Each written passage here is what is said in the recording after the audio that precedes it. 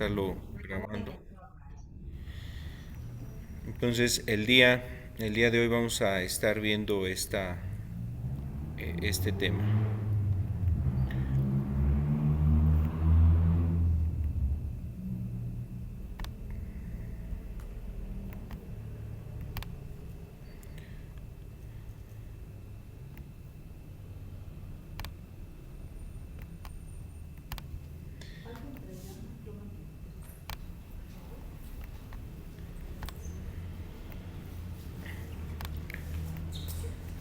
Entonces, hoy estaremos viendo características de una iglesia verdadera, pero pues bueno, en realidad también estaremos hablando de manera general sobre la iglesia.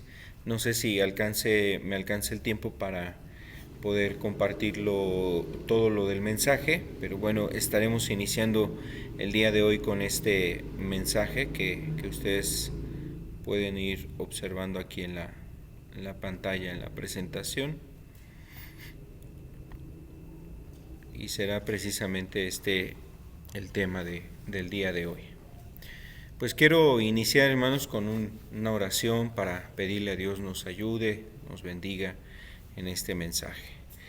Amado Padre, te damos a ti toda la gloria, Señor, como hace un momento veíamos este canto, escuchamos, entonábamos este canto, Señor.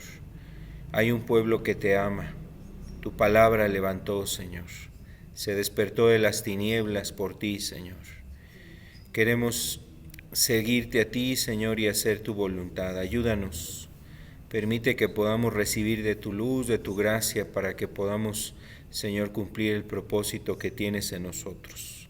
Hoy ayúdanos a entender, Señor, lo que tu palabra habla respecto a la iglesia, Señor. Y queremos, Señor, ponernos en tus manos. Sabemos que tú eres el único que puedes ayudarnos en tiempos de necesidad y de dificultad. Señor, nos ponemos en tus manos y te damos muchas gracias en el nombre de Cristo Jesús. Amén y amén. Entonces, vamos a estar hablando acerca de la iglesia, hermanos, de Cristo, podríamos decir también la iglesia de Dios. En este estudio veremos características de una verdadera iglesia. Y por otro lado también lo importante es entender el concepto, hermanos, de lo que es la iglesia. Entonces vamos a estar revisando eso con el favor de Dios el día de hoy. Quiero invitarles, hermanos, a que veamos un texto que aparece aquí en el Evangelio de Mateo, en el capítulo 16.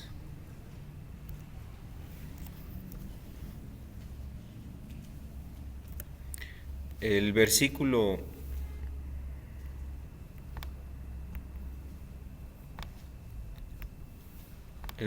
18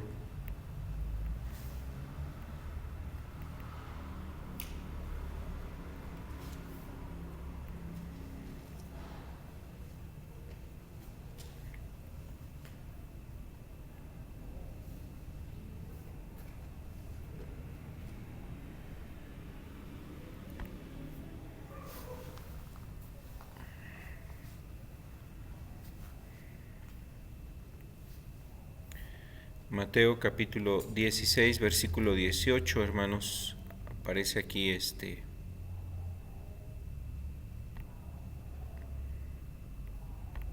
texto en la pantalla.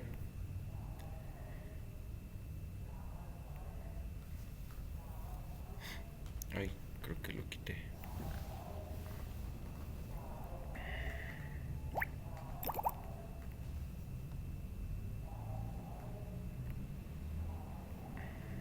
Deme un momentito. Vamos para corregir aquí el...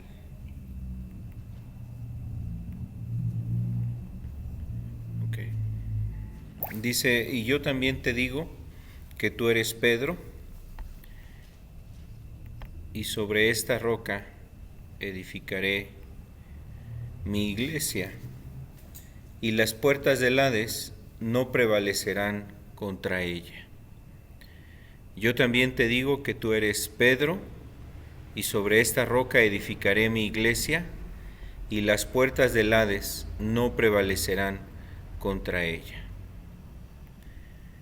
Este es el momento en donde Jesús está dando una frase muy importante, es una frase célebre, creo que muchos hemos oído de este mensaje, y a veces también ha sido interpretada de una forma equivocada, incorrecta, hermanos.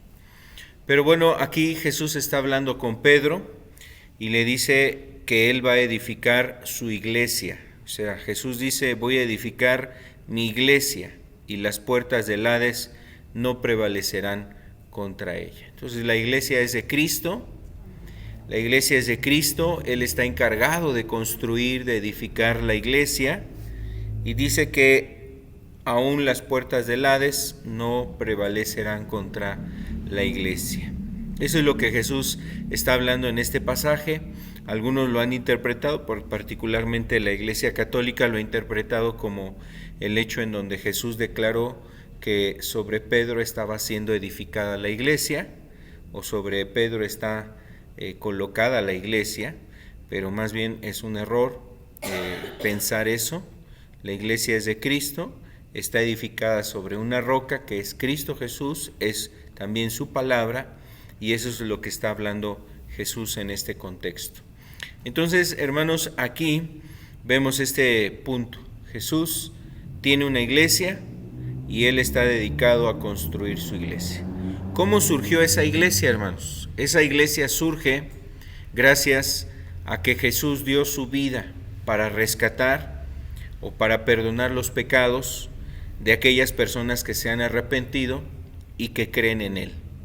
Entonces esas personas que se han arrepentido, que creen en Jesús, ven lo que Él ha hecho en la cruz por ellos, ejerciendo esta fe, hermanos, ellos son declarados ahora parte del pueblo de Dios, o de aquel grupo de personas con las cuales Dios establece un pacto, que es lo que nos habla el Nuevo Testamento, el nuevo pacto. Eso es a lo que se refiere también ese concepto, el nuevo pacto. El nuevo pacto entonces ahora es con aquel grupo de personas que han precisamente visto a Jesús en este sentido, visto en el sentido de que lo han visto como el que murió para rescatar sus vidas, y por medio de Él encontramos la salvación. Entonces, hermanos, ese grupo de personas que han creído en Jesús, ahora ellos están en un nuevo pacto. Y ese grupo de personas es a lo que se le denomina dentro de la Escritura, dentro de la palabra de Dios, como la iglesia de Cristo o la iglesia de Dios. Ese es el concepto que nosotros vemos precisamente en la palabra de Dios respecto a la iglesia. Y eso es lo que queremos ahora también estudiar con el favor de Dios, hermanos. Así es que aquí quiero hacer también pues un comentario. Ahorita vamos a ver algunas definiciones o una definición respecto a este aspecto que tiene que ver con pues con la iglesia, hermanos, la iglesia de Cristo. Vamos a ver ese concepto para que también podamos identificar lo que es la iglesia. Ahí en Mateo 16, verso 18, nos dice bien el concepto de la palabra iglesia. ¿Qué es la iglesia? Este es el concepto griego, eclesia. Esa palabra eclesia es la palabra griega que aparece en el Nuevo Testamento para referirse a la iglesia, y la palabra eclesia es asamblea, los que son llamados a estar fuera. Era un concepto que se llevaba a cabo fuera de la comunidad. Por ejemplo, la palabra eclesia significaba que un grupo de personas salían de la comunidad, es decir, de la colonia, de las casas, salían y se reunían, se juntaban afuera de la comunidad, de la aldea, y ahí tenían una asamblea donde muchas veces pues abordaban temas relacionados a las problemáticas que implicaban a todos los asistentes a esa iglesia, a esa comunidad. Entonces, en este caso, el concepto de eclesia ahora para ese grupo de creyentes era significativo, hermanos. Era la asamblea, obviamente la asamblea de todos aquellos que habían creído en Jesús. Los que se reunían con ese propósito, abordando ese tema en particular, es decir, hablar de Cristo, adorar a Cristo, saber más de Cristo, conocer más de Cristo. Ahora esa era la asamblea y de ahí viene este concepto, eclesia. También la idea es los que son llamados a estar fuera, porque entendamos o recordemos, hermanos, que hemos sido llamados del pecado a una vida santa. Eso es también algo que la Escritura nos deja ver. Dios, a través de este nuevo pacto, pues nos ha perdonado para separarnos, para apartarnos de este mundo, y por un tiempo, aunque seguimos en este mundo, estamos apartados de la forma de vida de este mundo, me refiero en el pecado, en la maldad, en la iniquidad, y en su momento seremos apartados ya definitivamente para estar con Cristo en su gloria. Entonces, somos, por ese lado, somos llamados, ¿no? Somos también los que hemos sido llamados de parte de Dios a estar fuera. También otra idea de este concepto de eclesia para los cristianos es que han sido llamados de las tinieblas a la luz admirable, dice, ¿no? Las tinieblas que hay en este mundo, hemos sido llamados para salir de las tinieblas y ahora estar en la luz de Cristo. Amén. Entonces, estos son los conceptos que están relacionados a la iglesia. La eclesia, que esa es la palabra, tenía este propósito, hermanos, el propósito de que los cristianos entendiéramos que hemos sido llamados, es una asamblea, una reunión, una asamblea santa de los hombres que han sido redimidos. También otra idea que acompaña este concepto de eclesia es los que son llamados del mundo al reino de Dios,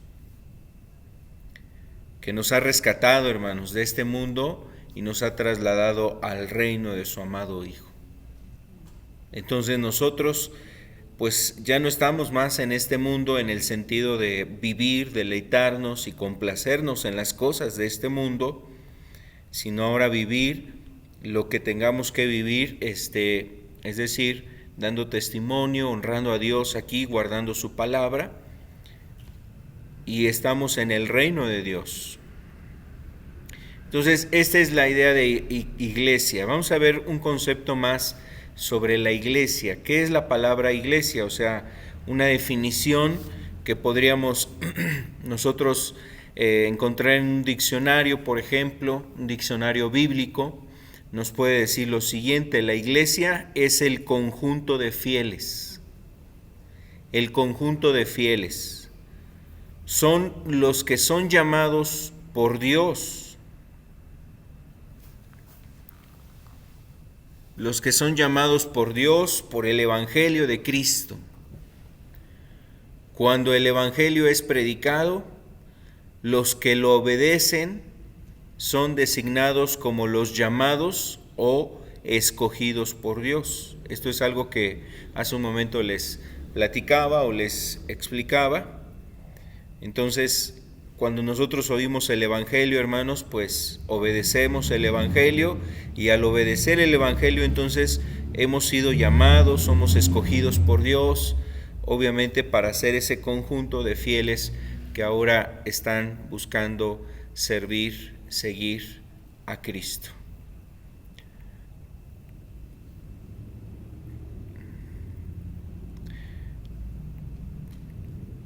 Yo creo que aquí también es pertinente decir, hermanos, voy a mencionar algunas cosas de lo que no es la iglesia, también para que hagamos una diferencia. Ahorita ya vimos este concepto, esto no aparece aquí en las diapositivas, pero lo puedo yo dictar. Y bueno, pues lo que no es la iglesia, podríamos decirlo o definirlo de esa manera, ¿no? Lo que no es la iglesia. podríamos decir en un primer punto, lo que no es la iglesia es la iglesia no es un edificio, ¿sí? La iglesia no es un edificio. Y eso porque para mucha gente el edificio, la construcción, a veces así le denominamos. Yo a veces he usado ese concepto para decir voy a la iglesia, refiriendo a que voy a venir aquí a este lugar con los hermanos aquí a reunirme. Pero no en sí como otorgándole ese título en sí a la construcción, sino pues a lo que llevamos a cabo aquí como vida ahora sí que la vida del cristiano con la iglesia, estar con los hermanos. Entonces, pero en efecto, hermanos, la iglesia no es el edificio, y a veces pues sí vemos construcciones, ¿no? Catedrales, edificios, a lo mejor con cierta arquitectura que los distingue a cualquier otro edificio, y muchas veces decimos, mira, esa es una iglesia, y a veces decimos iglesia evangélica, iglesia pentecostal, es una iglesia católica, es una iglesia luterana, es una iglesia presbiteriana, etcétera. Hay muchas denominaciones, y quizás el recinto, la construcción a veces recibe ese título, y hay hasta ese rótulo o esa frase dentro de las mismas iglesias, y dice iglesia cristiana pentecostal, fulana de tal, y muchas veces nos vamos con la idea de que la iglesia es el edificio. Pero no, hermanos, la iglesia en sí no es el edificio. El edificio es el lugar donde se reúne la iglesia. Es el lugar donde están los cristianos, ese grupo de fieles donde alaban a Cristo, lo adoran, están orando, a lo mejor hay un momento de coinonía, se predica la palabra de Cristo, es decir, ese es el lugar, el recinto en donde se lleva a cabo el culto, la reunión en relación a adoración a Dios. Bueno, entonces eso es un ejemplo de lo que no es iglesia. Otro aspecto también es que la iglesia no es una denominación. La iglesia no es una denominación. La palabra denominación quiere decir el nombre que a veces se le otorga, como decíamos hace un momento, a los lugares, a los templos donde se reúnen un grupo de cristianos. Pero a veces también la denominación como que queda marcada en determinados grupos de cristianos o de personas que profesan una fe.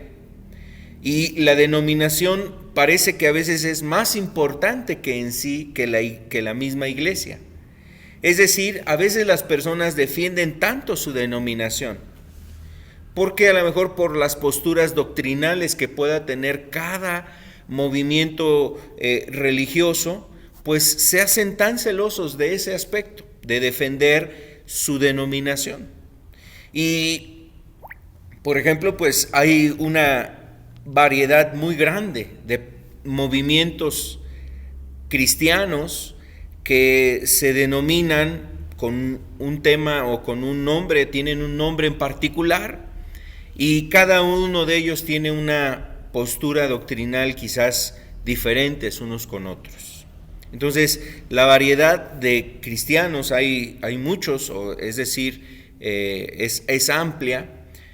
Con esto lo que estoy refiriendo, hermanos, es que a veces esos conceptos de denominación lo único que generan es la confusión, ¿no? ¿Y cuál es el que tiene la verdad? Bueno, pues este es cristiano, este dice que también es cristiano, pero también dice que es cristiano. Todos decimos que somos cristianos, pero cada iglesia o cada lugar donde se adora a Dios, pues tiene una postura.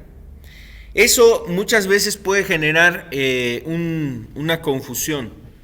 Por ejemplo, hay iglesias que dicen que son iglesias cristianas, así tienen el nombre, es una iglesia cristiana, y en ese lugar cristiano, pues se canta, se le alaba a Cristo, se le adora, pero es un lugar donde no ocupan los instrumentos musicales, o sea, no tocan una guitarra, no tocan el pandero, solamente con la voz están cantándole ahí a Dios, alabando a Cristo, porque para ellos, por ejemplo, los instrumentos, pues no es algo bíblico desde su punto de vista. Entonces solamente a través de la voz es como le cantan o adoran a Dios.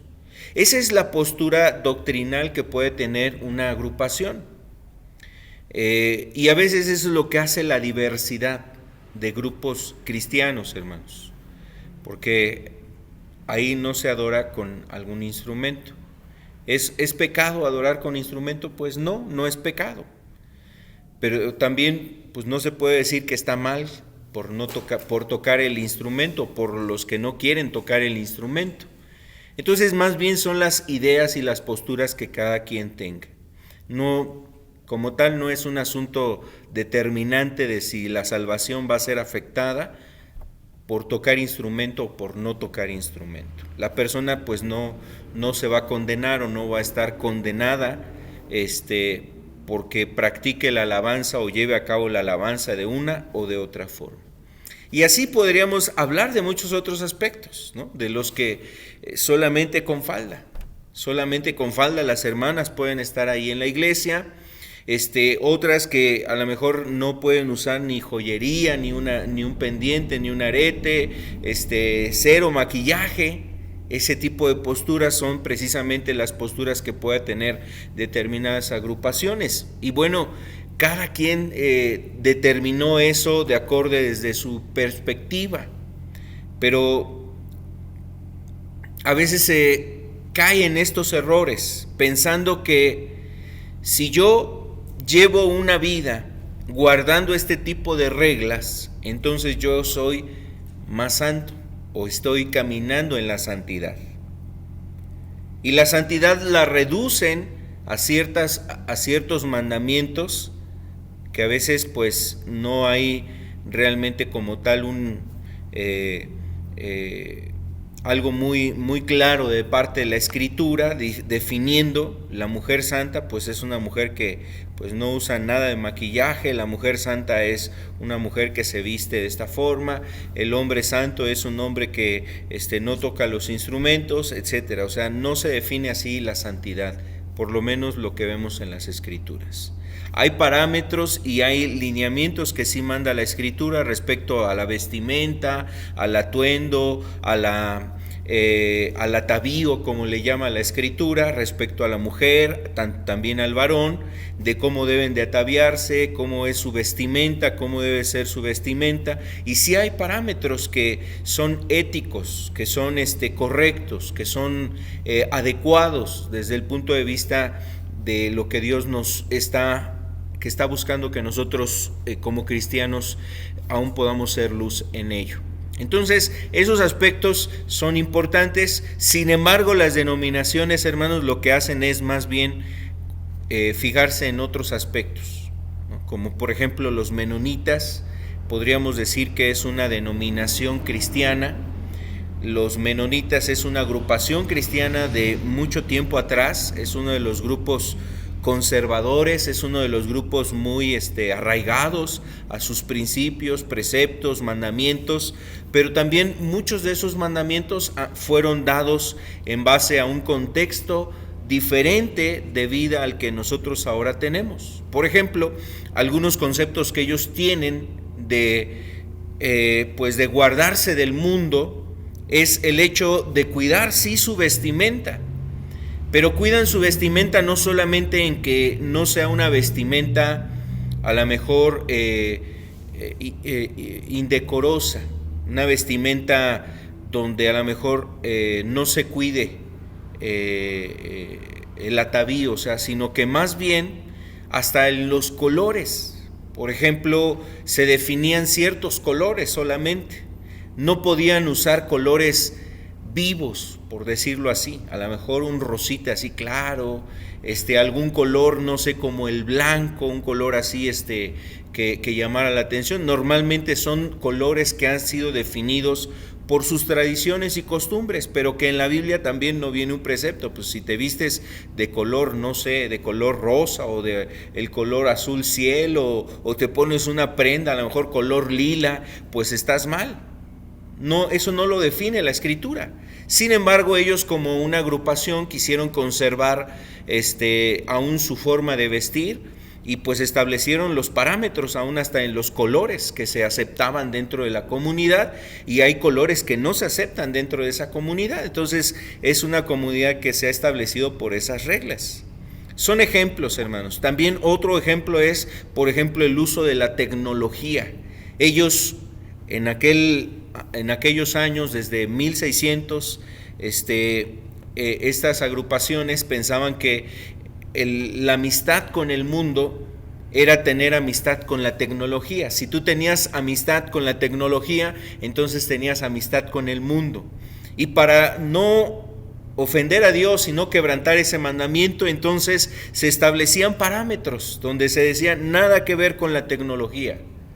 Y bueno, pues en muchas cosas fueron renuentes, o rechazaron por mucho tiempo la tecnología. En aquel entonces, por ejemplo, en 1800, cuando hubo descubrimientos como algunos medios de comunicación, la electricidad misma, pues fueron aspectos que no quisieron ellos tener contacto con esos descubrimientos, porque ya de alguna manera sentían que estaban haciendo amistad con el mundo. Entonces, pues en sus casas no había electricidad, se alumbraban con las linternas de petróleo o algún otro combustible o de aceite, y con eso se alumbraban en sus casas. Y bueno, hasta la fecha puede haber algunas agrupaciones que se han resistido a eso, porque según la tecnología es algo que es del mundo, y como no hay que tener asociación con el mundo, entonces se rechazaban este tipo de prácticas. Bueno, hermanos, pues son tiempos, ¿no? Los tiempos son diferentes, realmente no, como tal ahorita nosotros, pues para nosotros no sería algo como condenable llegar a la casa y prender el apagador, pero para un menonita eso era algo malo, o sea, eso no se puede hacer. La televisión, el teléfono, y no estoy hablando ahorita del celular, estoy hablando de los teléfonos de hace tiempo, esos de cable que lo levantaba y se llamaba, o sea, eso no había en estas comunidades. No había esos medios de comunicación, porque esto generaba precisamente que ellos, por su afán de querer precisamente guardarse en su concepción, guardar una santidad, entonces rechazaban muchos de esos aspectos. Inclusive hace muchos años una agrupación también como los Amish, que son muy similares a los menonitas, rechazaban también estos aspectos como los vehículos. Ellos no podían conducir vehículos. Todavía hay comunidades de los Amish que ellos se trasladan en carretas. Todavía viven haciendo eso, o sea, dirigiéndose de un lugar a otro en carretas. No usan vehículos. Para ellos manejar un vehículo, eso no está permitido. Entonces, esas concepciones que ellos tienen precisamente es en base a ciertas posturas. Hermanos, eso es lo que hace la denominación. La denominación, pues a veces se conserva más la denominación que los principios de Dios. Cada denominación tiene sus posturas doctrinales sobre diferentes temas. No estoy diciendo que estén mal las denominaciones, a lo que estoy refiriendo es que simple y sencillamente tienen una denominación porque tienen una postura doctrinal sobre algún asunto, sobre varios temas, y a veces eso es lo que sí genera confusión en cuestión de las personas. Por eso a veces la gente dice, bueno, pues, ¿qué diferencia hay entre este cristiano, este otro cristiano? Y solamente estamos hablando de algunos. Si hablamos de la iglesia evangélica, pues puede haber diferentes variantes de evangélicos, distintas variantes en la iglesia evangélica.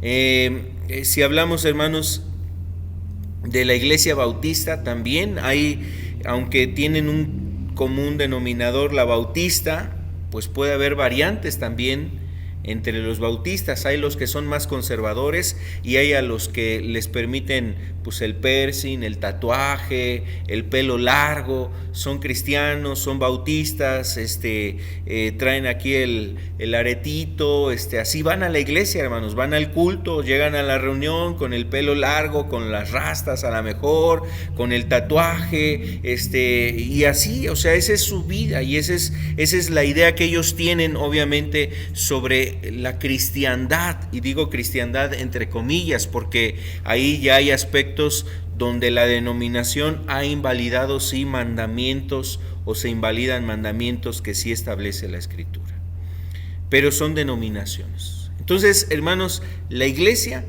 no es una denominación. La iglesia es el grupo de creyentes que han sido precisamente rescatados, redimidos por Dios.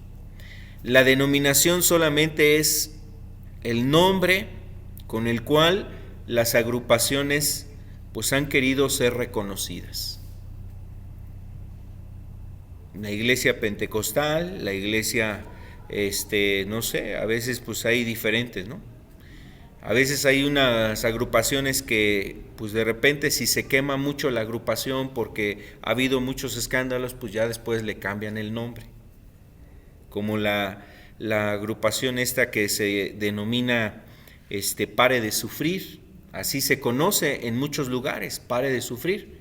Pero como ha sido una denominación, hermanos, que un movimiento que por mucho tiempo ha tenido diferentes escándalos, originalmente empezaron como la oración, se denominaba esa agrupación la Iglesia Universal de la Oración Fuerte al Espíritu Santo.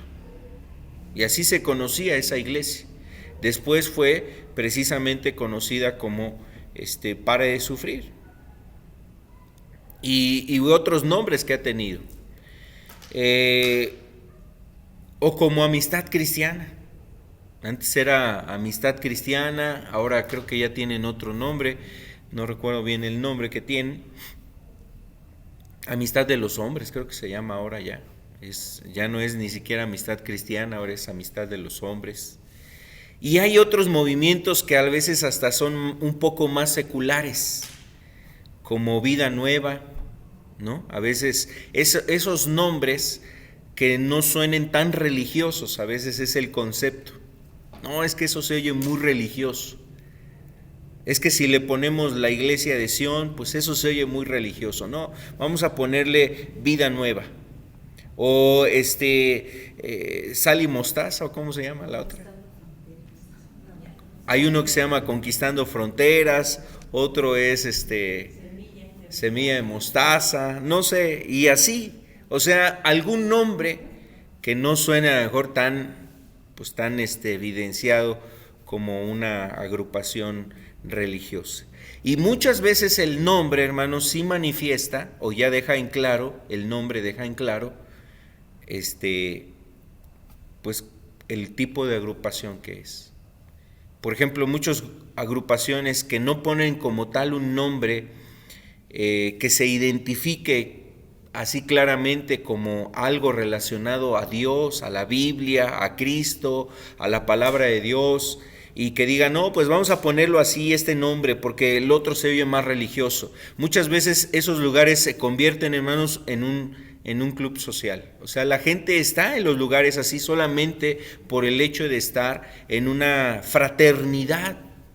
Pero esos grupos es como el grupo que había de los optimistas. Ese grupo creo que ya ni existe, pero pues hasta sus comerciales acaban en el radio diciendo únete a los optimistas. Y era una agrupación donde las personas ahí iban, ¿a qué iban? Solamente a buscar la motivación.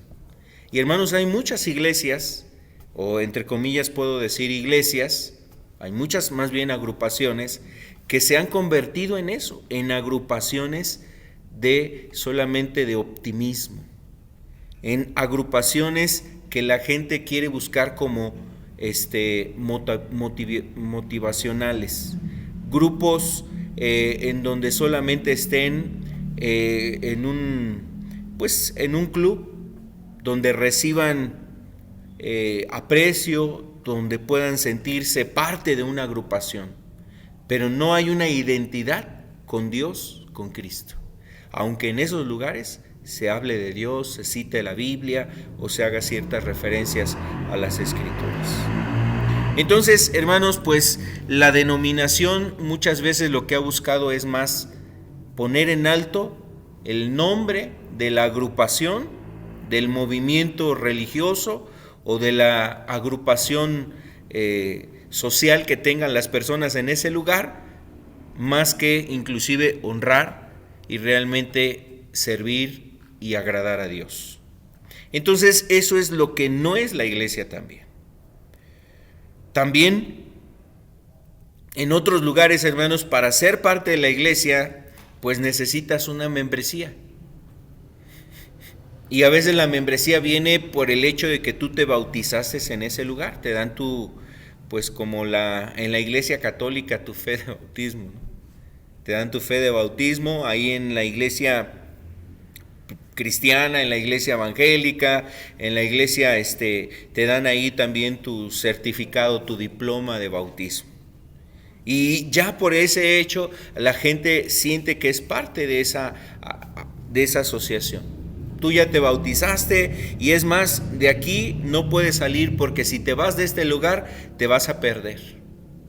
Hasta a veces con ese grado, ¿cómo decirlo? Sectario, porque eso es más bien un acto sectario, de que solamente en ese lugar está la salvación, y eso es precisamente un error. Eso es la manera en cómo se manejan las sectas, queriendo tener el control de los feligreses o de las personas que son miembros dentro de esa iglesia. Y bueno, pues a veces se les otorgan ahí sus membresías. A veces está no solamente por el bautismo, sino también a lo mejor por el hecho de que hizo una oración, aceptó a Jesús, es considerado ya un hermano, está en una reunión, empiezan a acercarlo a ciertas reuniones, y eso, hermanos, muchas veces es lo que lleva a cabo las denominaciones. Bueno, en realidad todo esto, hermanos, es parte de lo que se vive en estos tiempos dentro de muchas congregaciones, y a veces todo eso nos hace sentir que somos parte de una iglesia. Pero lo importante aquí es entender, hermanos, que la iglesia, volvemos a ver esta definición, quiero invitarles.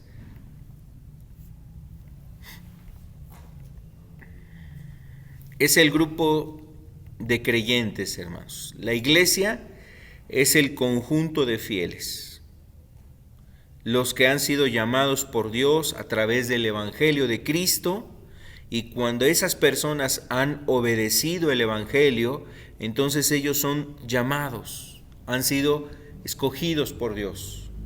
Y cuando dice obedecen el Evangelio, nos referimos a eso, hermanos. El Evangelio nos habla del arrepentimiento y de la fe. Cuando nosotros hemos creído en Jesús, hemos entregado nuestra vida, hemos visto cómo Jesús dio su vida por nosotros, y esto nos lleva, hermanos, a vivir ahora para Cristo, renunciando al pecado, renunciando a las cosas de ese mundo. Hermanos, a partir de ese momento, si nuestros pecados han sido perdonados a través de este acto de fe que tenemos en Jesús, hermanos, nosotros, esa persona se convierte en la iglesia, parte de la iglesia de Cristo. Entonces la iglesia no es recibir el título de una denominación.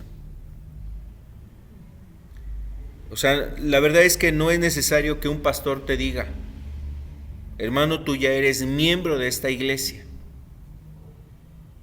Yo creo que estaría ya por demás.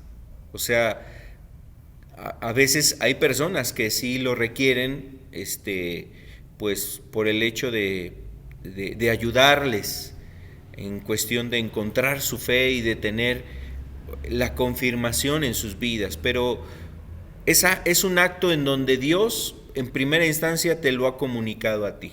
Recuerden o recordemos cómo nos dice el libro de Romanos capítulo 8, que hemos recibido el espíritu de adopción, por el cual nosotros clamamos a Dios como Abba Padre.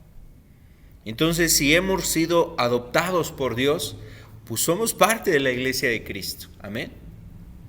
Si tú ya has recibido la gracia, el perdón, la salvación, el Espíritu de Dios está en tu vida, pues tú eres parte de la iglesia. Y así es como surge esa iglesia, hermanos.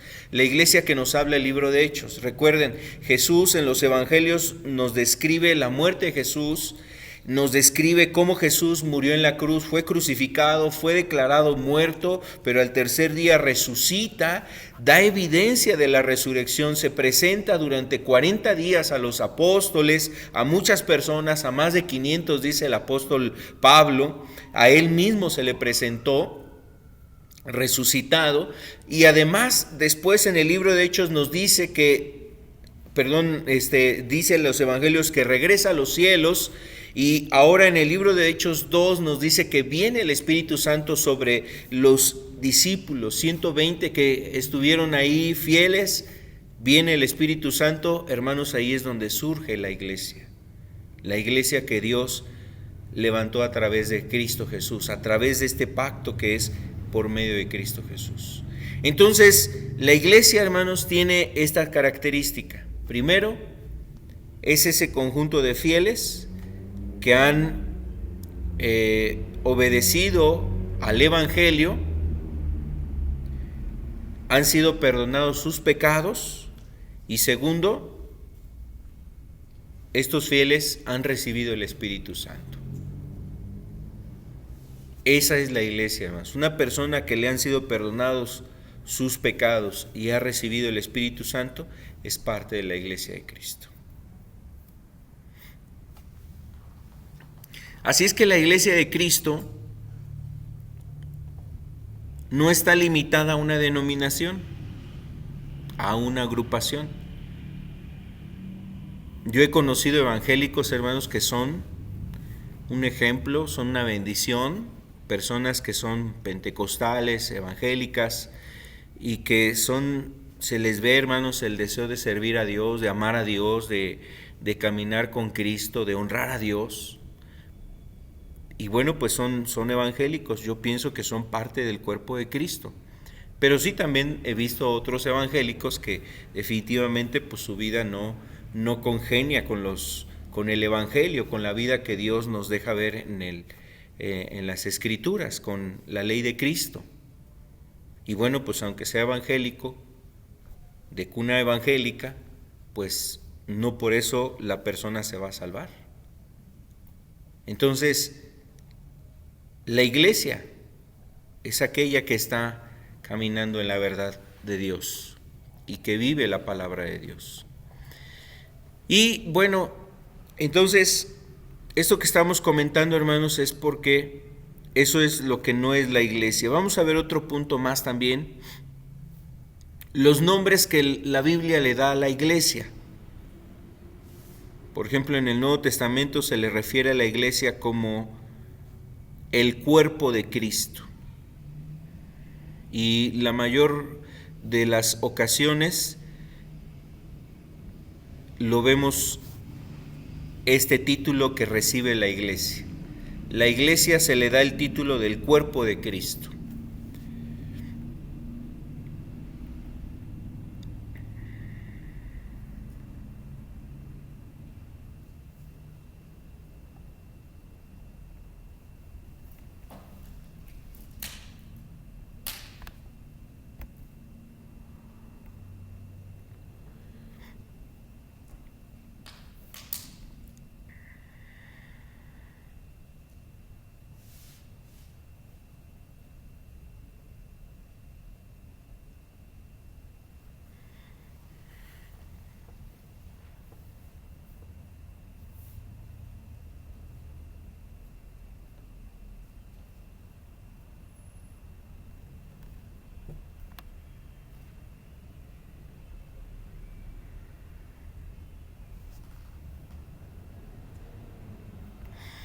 Quiero invitarles a ver lo que dice Efesios 1:22 y Efesios 1:23.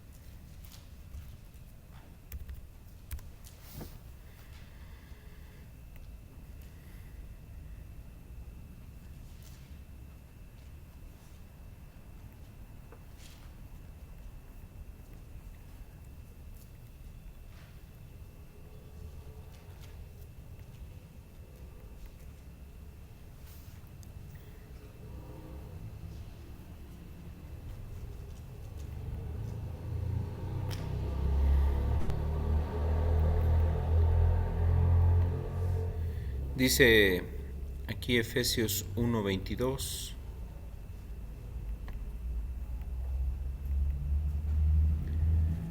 Y dice, y sometió todas las cosas bajo sus pies, y lo dio por cabeza sobre todas las cosas a la iglesia, la cual es su cuerpo, la plenitud de aquel que todo lo llena en todo. Entonces, aquí nos habla de Jesús, hermanos, de que Jesús fue exaltado, y nos habla de que la iglesia, dice el verso 23, la cual es su cuerpo, la plenitud de aquel que todo lo llena en todo. Entonces, cuando Jesús vino a este mundo, hermanos, pues estuvo de forma corporal, o sea, es decir, estuvo en un cuerpo como el tuyo, como el mío. Él es crucificado, muere, resucita y regresa a los cielos. Ya corporalmente, hablando de un cuerpo como el tuyo, como el mío, ya no está Jesús aquí, en un cuerpo así. Pero ahora Cristo está en la iglesia. La iglesia es el cuerpo de Cristo. Dice, la plenitud de aquel que todo lo llena en todo. Ahora Cristo está en la iglesia. Y esto tiene también un propósito, hermanos.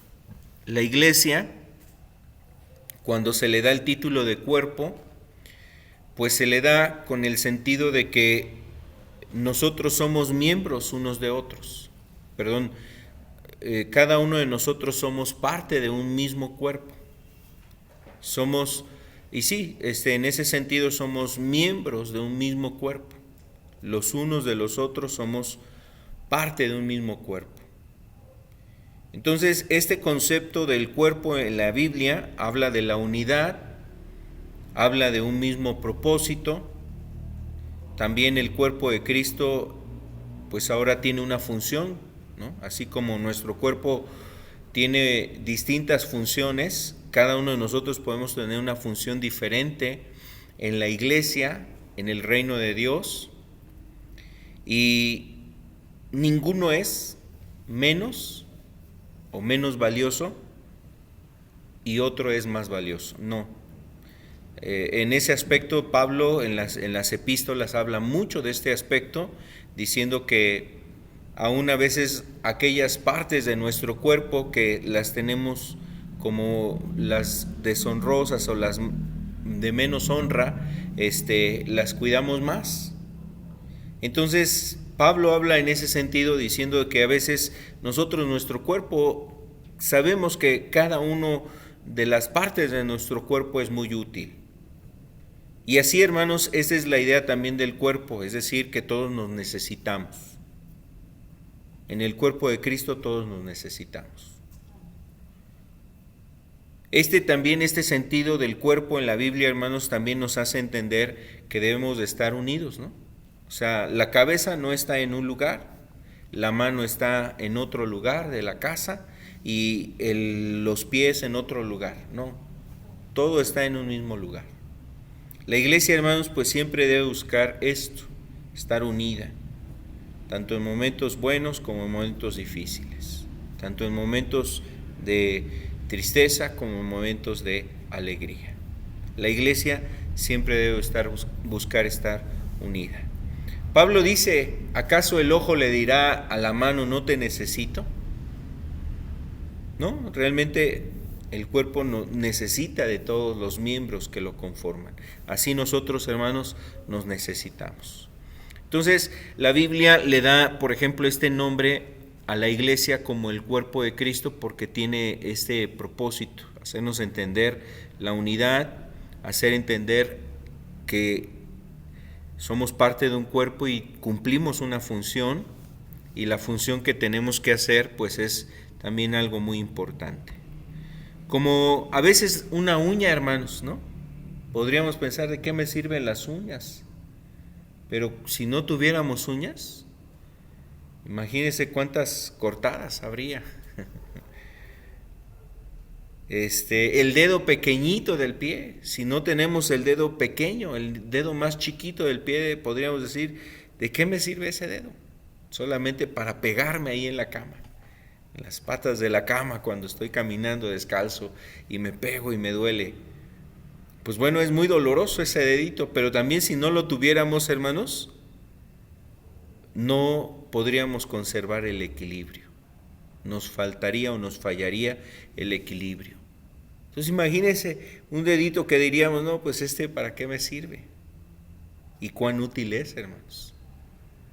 Así es, hermanos, el cuerpo de Cristo. A veces nosotros pudiéramos menospreciarnos, pero en el reino de Dios todos tenemos una función y cumplimos un propósito. Amén. Bueno, estos aspectos tienen que ver con el cuerpo. También vamos aquí a la presentación. A ver.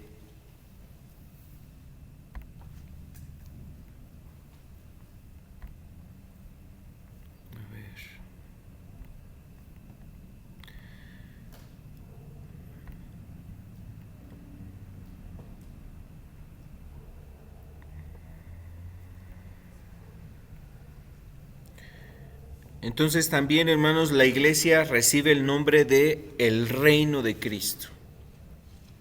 La iglesia es el reino de Cristo. Y bueno, si usted se da cuenta, los títulos que le da Dios a la iglesia en las Escrituras es normalmente para hacernos hablar o para hacernos comprender funciones, la función, la tarea, entender el propósito de lo que hay en la iglesia. Y bueno, aquí hablando del reino de Cristo, la iglesia es el reino de Cristo. Y donde está la iglesia, hermanos, pues ahí está Dios. El reino de Dios se manifiesta. Recuerde, por ejemplo, cómo la Escritura nos dice que el reino de Dios no consiste en palabras, sino en poder. Imagínese cuando la iglesia se junta a orar, a alabar a Cristo, a predicar a Cristo, hermanos. ¿Qué sucederá en el ámbito espiritual? Esas huestes espirituales de maldad que dice la Escritura que hay. Cuando ven a la iglesia reunida, cuando ven a la iglesia junta, a lo mejor por eso siempre o muchas veces tenemos dificultades luego de estar juntos, hermanos, o de ir a la iglesia, nos sale una cuestión, otra situación u otra situación. Y no lo digo en mal plan, hermanos. Yo creo que a todos a veces se nos ha dificultado y de alguna manera, cuando la iglesia está reunida, ahora lo podemos ver desde este punto de vista. Está el reino de Cristo ahí. Y donde está el reino de Cristo, decíamos hace un momento, dice, el reino de Dios no consiste en palabras, sino en poder. El reino de Dios no es comida ni bebida, sino gozo y paz en el Espíritu. Y eso lo vemos, lo disfrutamos estando juntos, hermanos, alabando a Cristo, orando, meditando la palabra juntos, o sea, recibimos del reino de Cristo. Entonces, cuando ve el diablo que estamos juntos, seguramente por un lado se estremece, pero por otro lado va a buscar la manera de interferir para que no estemos juntos. Y eso sucedió en la primera iglesia, hermanos. Eso sucedió en la primera iglesia. Y una de las estrategias que usó el diablo para impedir que la iglesia siguiera estando junta fue enviar la persecución. Y les intimidó de muchas maneras. Por ejemplo, a Pedro, a Jacobo, a Juan, a ellos los estuvieron persiguiendo, agarrando, inclusive agarraron a Pedro, a Juan, y les dijeron, ya no queremos que prediquen más de Cristo.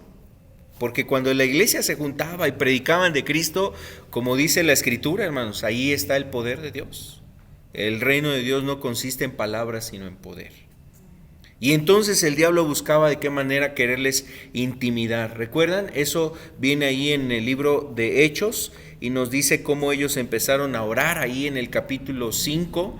Empezaron ellos a orar, hermanos, y a pedir precisamente para que ellos tuvieran la libertad de reunirse, les decían: Señor, y concede a tus siervos que con todo denuedo prediquen la palabra. Mira sus amenazas. Y cuando el pueblo se juntó a orar, hermanos, la iglesia se juntó a orar, dice ahí que vino el Espíritu Santo sobre todos los que estaban ahí reunidos. Entonces, hermanos, nuestras reuniones, tu reunión, mi reunión, nuestras reuniones no son cualquier cosa. Ahí está el reino de Cristo, y el reino de Cristo, hermanos, se establece. Recuerda que Jesús nos pidió que oráramos eso. Venga tu reino, que sea hecha tu voluntad. Así es que, hermanos, cada vez que ustedes y yo estamos en una reunión, pues es motivo primero de darle gracias a Dios, por otro lado venir con esa expectación de lo que Dios quiere hacer en nuestras reuniones. Y por otro lado, hermanos, pues aún atraer a otras personas para que se cumpla esto, el reino de Dios se establezca en esta tierra, en esa vida que viene, hermanos. Ese invitado, esa persona que llega por primera vez a la reunión, que escucha un canto, un familiar, un vecino, un amigo que a lo mejor tú le has hablado, lo invitaste, hermano, pues vengamos con esa expectación, porque donde está la iglesia está el reino de Dios. Y el reino de Dios no consiste en palabras. Vamos a ver un texto aquí en Colosenses 1:13. Colosenses 1:13.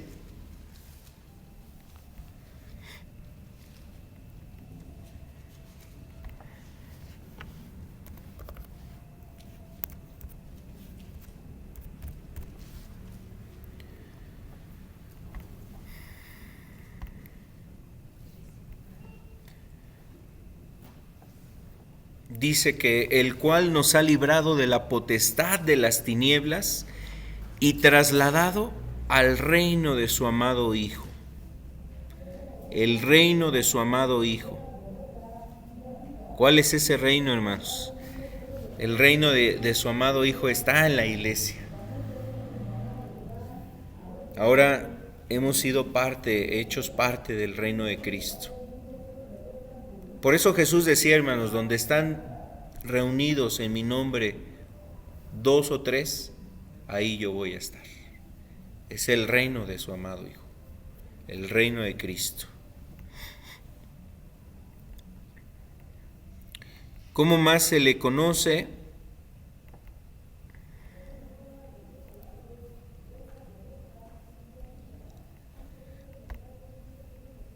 También, hermanos, la iglesia recibe el nombre de el rebaño de Cristo.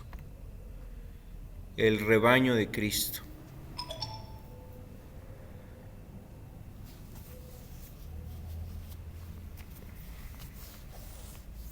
Al decir que el reino de Cristo, hermanos, la iglesia es el reino de Cristo también, eso nos hace pensar en que Él es el rey en este reino. Nosotros somos, ¿qué? Sus siervos o también sus soldados, hermanos, para pelear las batallas, para pues hacer su voluntad, servirlo. Y bueno, el inciso C, la iglesia es el rebaño de Cristo. Esta idea, hermanos, pues también lo que refleja es que nosotros somos parte, hermanos, de ese grupo de ovejas. Somos ovejas que le siguen. Recordemos que Jesús es el buen pastor, hermanos, que dio su vida por nosotros. Según lo que dice el Evangelio de Juan, en Juan 10, dice que el buen pastor su vida da por las ovejas. Él dio su vida por nosotros. Entonces sus ovejas le siguen, dice, mis ovejas oyen mi voz y me siguen. Entonces nosotros somos del rebaño de Cristo, como iglesia somos parte del rebaño de Cristo y debemos de caminar precisamente oyendo la voz de Cristo, hermanos, siguiendo al pastor, al Señor Jesucristo.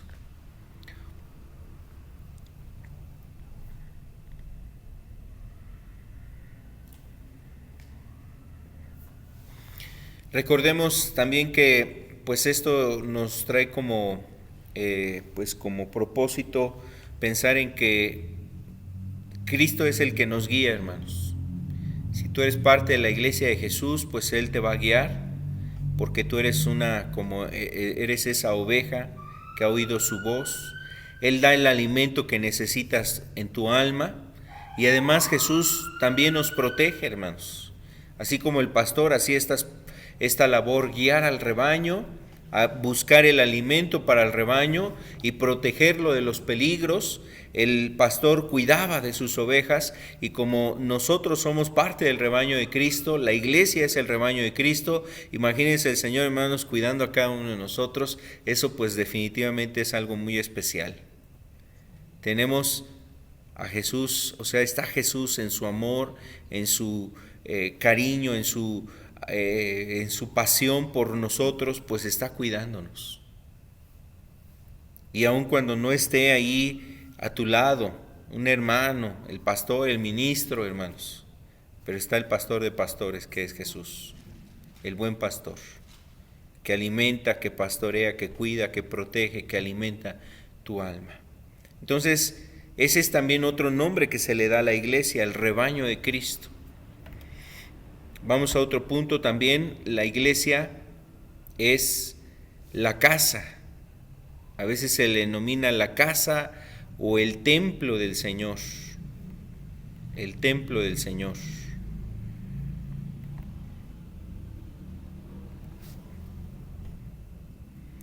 La idea del templo, hermanos, es porque no en sí por la construcción. O sea, el templo era, sí, en la antigüedad, en el Antiguo Testamento, un lugar que se construyó. Por ejemplo, Salomón construyó el primer templo, y fue un templo muy glorioso, hermanos, muy hermoso. Y sin embargo, lo escogió Dios solamente en representación de su presencia, porque decía, los cielos, pues los cielos es mi trono. La tierra es el estrado de mis pies. O sea, ¿dónde está la casa que tú me has de construir? O sea, ¿por qué me vas a meter en un cuartito? O sea, si los cielos cuentan la gloria de Dios, dice la Escritura, hermanos. El Señor es glorioso, o sea, su gloria no es contenida por los cielos. No la pueden retener. No puede estar limitada su gloria a un tiempo, un espacio, a un lugar. Él es la plenitud, también nos dice, ¿no?, la Escritura, el que lo llena todo. Entonces decía Dios, pues ¿cuál es la casa que tú me vas a construir? O sea, no hay morada que me pueda en ese sentido retener. Bueno, sin embargo, había un lugar que era el templo, y el propósito del templo era para la adoración a Dios. El lugar de la adoración. Un lugar de adoración. Entonces, en el Nuevo Testamento, ahora la iglesia, pues por eso también recibe ese nombre. El nombre de la casa de Dios, el templo del Señor. Por ejemplo, aquí en 1 Corintios 3:16, ya más específicamente nos habla de que nuestro cuerpo es el templo de Dios, el templo del Espíritu Santo. Por ejemplo, es lo que dice ahí en 1 Corintios 3:16.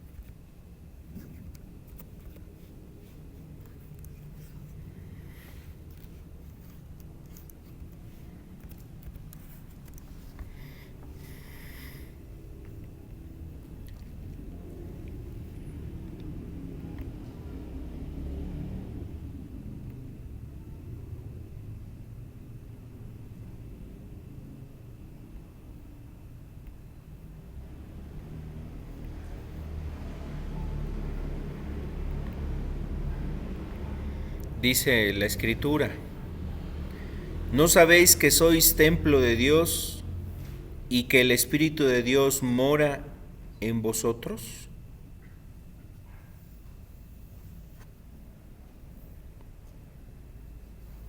Entonces ahora la iglesia pues es el templo, hermanos. Jesús decía que Él derribaría el templo y en 3 días lo volvería a edificar. Y cuando Jesús dijo esa frase, la gente, los fariseos, los líderes religiosos, pensaron en el templo, en la construcción, en ese edificio. 20 años nos llevó la construcción de este templo y tú en 3 días lo edificarás. Entonces, hermanos, Jesús se refería al cuerpo, a la iglesia, se refería al cuerpo que es ahora el templo de Dios. Obviamente la vida de una persona que ha sido redimida se convierte ahora en el templo. No quiere decir que Dios more en todos los seres humanos, eso no es lo que refiere la Escritura, sino en la persona que ha sido redimida. Ahora esa persona se convierte en el lugar donde Dios mora, el templo de Dios. Y bueno, nosotros somos ese templo, hermanos.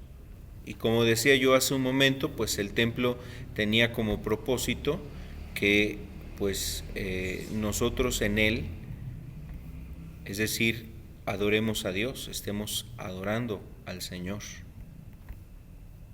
El templo es el lugar donde Dios es adorado. Nosotros debemos de adorar a Dios en el templo, es decir, cuando podemos estar juntos como iglesia. Pensemos en lo siguiente, hermanos. Por ejemplo, en la antigüedad, el templo, pues, se cumplían algunas actividades ahí. La iglesia, o podríamos decir el pueblo de Dios, se juntaba en el templo para ofrecer los sacrificios. Nosotros ya no tenemos como tal un sacrificio, ya no traemos un cordero, lo degollamos y lo presentamos. Es gracias a Jesús que es ese cordero, como dice la Escritura, el cordero de Dios que quita el pecado. Él ya es el único sacrificio hecho en esta nueva etapa de la adoración de Dios en su casa, en el templo.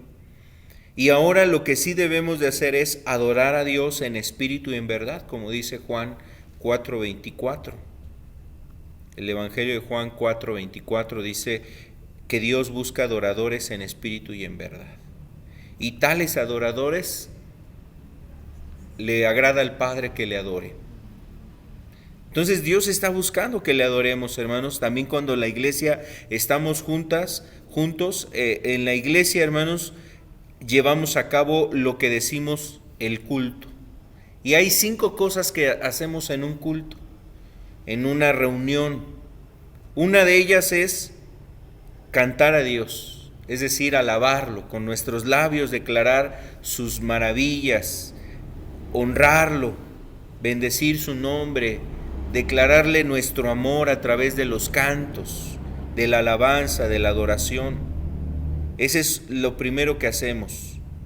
Lo segundo que hacemos también en la reunión, hermanos, es orar. Orar al Señor, ¿no? Nosotros le oramos. Oramos a Dios, hablamos con Él, estamos ahí en comunión con Él, hablando. Lo tercero es predicar y enseñar la palabra de Dios.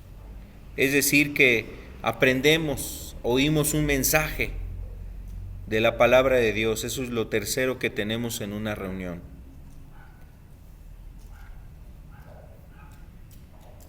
Lo cuarto que hacemos en la iglesia, hermanos, es participar de la cena del Señor.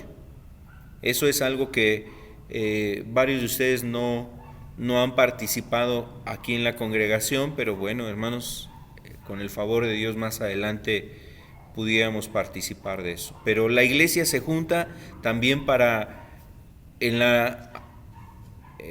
participar de la cena del Señor. Ese es el cuarto punto. Y la quinta cosa que hacemos en el culto, pues es la ofrenda, hermanos. El ofrendar o el diezmar, que es parte de nuestra adoración también. Estos elementos están en relación a la adoración, hermanos. Podríamos decir, cantar, pues implica adoración, es una adoración. El orar es otra forma de adoración. predicar y enseñar la palabra también es una forma de adoración, hermanos, porque la fe viene por el oír y por el oír la palabra de Dios. Y tener las promesas de Dios a veces lo que nos hace es glorificar a Dios al recibir promesas, palabra de Dios. Lo cuarto, decíamos, la cena del Señor, que es también un reconocimiento a su sacrificio, traer a memoria el que Él dio su vida por nosotros. Vamos a tener una enseñanza de ese tema. Y lo otro es la ofrenda, el diezmo, la ofrenda, que es parte de la adoración también a Dios, hermanos. Entonces, estos aspectos que hacemos en la reunión, pues en un culto, lo que nos lleva es precisamente a participar de este elemento, hermanos, adorar a Dios en espíritu y en verdad. Y dice que tales adoradores busca a Dios que le adoren. Así es que en el templo, hermanos, pues ahora la vida es eso. En la casa de Dios ahora es eso. Nos reunimos con ese propósito. Estar como iglesia, porque ahí está el reino de Dios, es el cuerpo de Cristo, el rebaño de Cristo, es el templo, es la casa de Dios, y en la casa de Dios podemos hacer estas cosas. ¿Qué más? El otro título que recibe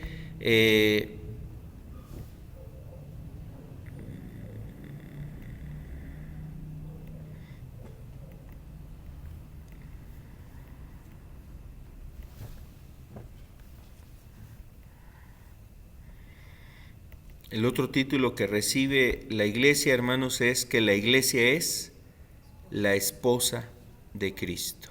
La iglesia es la esposa de Cristo.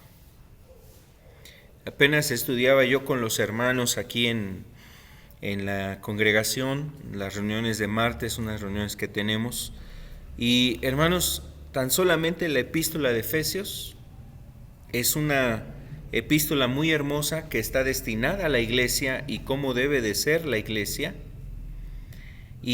Pero ¿sabe cuál es el tema central de esa epístola? Bueno, desde mi punto de vista, es que el Señor viene por su iglesia y la llama la iglesia gloriosa, o la esposa, una esposa gloriosa. Vamos a ver aquí un pasaje en Efesios, capítulo 5, verso 26.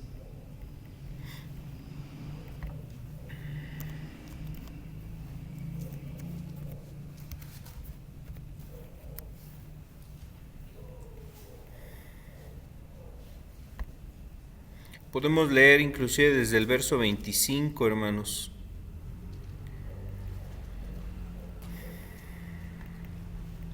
Y bueno, porque aunque ahí en la Escritura está hablándole a los esposos, pero en realidad hay un mensaje todavía más importante que el mensaje que Dios le está dando a la iglesia, hermanos, a cada creyente, y el mensaje es este que vemos ahí. Dice: maridos, amad a vuestras mujeres, así como Cristo amó a la iglesia y se entregó a sí mismo por ella. Verso 26 dice: para santificarla, habiéndola purificado en el lavamiento del agua por la palabra. Pero miren, todavía sigue el verso 27, dice: a fin de presentársela a sí mismo una iglesia gloriosa, que no tuviese mancha ni arruga ni cosa semejante, sino que fuese santa y sin mancha. Entonces, aquí, hermanos, nos dice que Dios lo que busca es una iglesia como gloriosa, una iglesia gloriosa, una iglesia que no tenga mancha ni arruga ni cosa semejante. Ahora, el contexto es de que está hablando de que Cristo, Efesios nos habla de que Cristo es la cabeza, la iglesia es su cuerpo, pero también, hermanos, nos dice aquí en este contexto que la iglesia es como aquella esposa que está siendo preparada para presentársela a sí mismo, una iglesia gloriosa que no tenga mancha ni arruga ni cosa semejante, sino que sea santa y sin mancha. Y bueno, hermanos, pues imagínense, cuando una persona, se van a casar dos personas, y el esposo está esperando el momento de que llegue la esposa. Y esa esposa pues llega con su vestido, y quizás la ve a lo lejos, ve que está entrando, se está acercando, la ve con su vestido y la ve precisamente hermosa. Hermanos, así Jesús verá su iglesia y ve a su iglesia. O el esposo dice, ya, como venga la esposa. Si se peinó, si se puso a lo mejor aquí maquillaje, si se puso unas chapitas, si se puso lápiz labial, o sea, como que le da igual, ¿no? O sea, realmente él quiere ver a su esposa hermosa, hermosa. La quiere ver hermosa, hermanos, y estará expectante a que el esposo estará expectante a ver a la esposa y verla hermosa, bella, con el vestido realmente reluciente, y está con esa expectación. Hermanos, así Cristo ve a su iglesia, quiere ver a su iglesia. Hay una expectación de Cristo para nosotros. La expectación de Cristo es que cuando tú y yo lleguemos hasta su presencia, podamos llegar así, hermanos, limpios, resplandecientes, y como dice aquí, gloriosa. Una iglesia gloriosa. Ese es el tema, parece que ese es el tema de Efesios, hermanos. Que Dios viene por su iglesia, es el cuerpo de Cristo, para ello Dios le ha dado la salvación, no es por obras para que nadie se gloríe, sino que es sido por gracia. Y además de esto, Cristo cuida a su iglesia, hermanos, vela por ella, le ha dado las armas para que termine esta batalla, esta guerra, y pueda llegar hasta la meta y llegar como una iglesia gloriosa. Hermanos, esa es la expectación que tiene Jesús de nosotros. Quiere que tú venzas, quiere que tú estés listo, preparado. Como dice ahí, Él se entregó. ¿Con qué propósito se entregó? Para santificarla, para purificarla, para lavarla, para que cuando llegue el momento de que tú y yo estemos con Cristo, hermanos, no nos regresemos avergonzados, no estemos comiéndonos las uñas y preocupados, dudando, ¿será que el Señor me recibirá?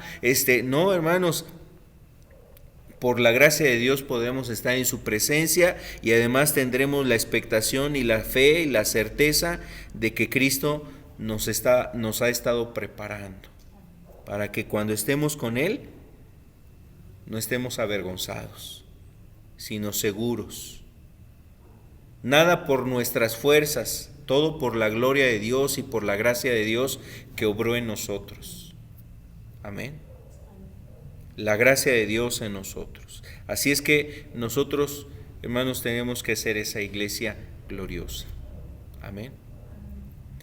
Pues vamos a dejar aquí el estudio, hermanos. Ahí pasaremos a ver las características dentro de 8 días, con el favor de Dios. Dentro de 8 días. Vamos a dejarlo para otro momento, para la siguiente reunión, porque teníamos una actividad ya planeada para dentro de 8 días. Por eso va a ser más bien dentro de 15. Pues vamos a orar, hermanos, vamos a darle gracias al Señor. Amado Padre, queremos darte gracias por tu amor y tu misericordia. Gracias por lo que hoy podemos reflexionar, entender en tu palabra. Gracias por la bendición de estar juntos. Queremos pedirte que sea tu reino actuando entre nosotros, Señor. Como veíamos, tu reino no consiste en palabras, sino en poder, Señor. Queremos, Señor, ser esa iglesia que sea gloriosa, Señor, con la cual tú Señor amado, cumplas tus propósitos, engrandezcas tu nombre. Aquí estamos, Señor, como iglesia, Señor, a mis hermanas, hermanos. Oh Padre, pedimos en el nombre de Jesús que nos ayudes, porque recordamos que somos parte de tu rebaño, Señor, el rebaño de Cristo. Tú nos guías, nos proteges, y nos alimentas. Gracias, Señor, por todo lo que nos has alimentado en estos tiempos, Señor. Gracias por tu protección, gracias por tu guianza, Señor. Ayúdanos, Señor, a seguir tus caminos. En el nombre de Cristo Jesús te damos gracias. Amén y amén.